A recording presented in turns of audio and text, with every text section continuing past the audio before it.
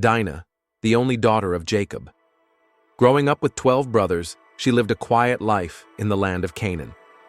Before we dive deep into the story of Dinah, remember in Genesis 24, 1-4, Abraham, the great-grandfather of Jacob, warned Isaac not marry a girl from Canaan. Isaac and Rebekah also did same too, to their son, Jacob. Why? Because Abraham believed it would lead to the assimilation of God's chosen people.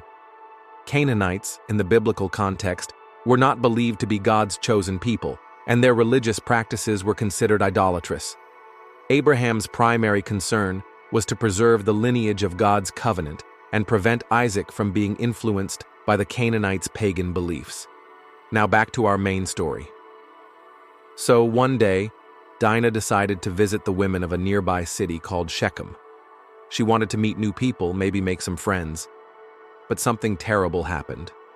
The city's prince, also named Shechem, saw her. And one day, when she came to visit, he took her and forced her to lie with him. It was a terrible sin. Something God never meant to happen outside of marriage. Then, he said he loved her. He wanted to marry Dinah. And Shechem's father, Hamor, then proposes a marriage alliance to Jacob, offering a large bride price.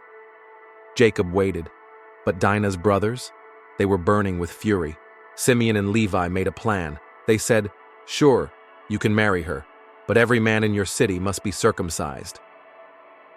3 days later, when the men were weak, Simeon and Levi struck the city of Shechem and killed all the male, including Shechem and his father Hamor. They took back their sister, and they left nothing behind.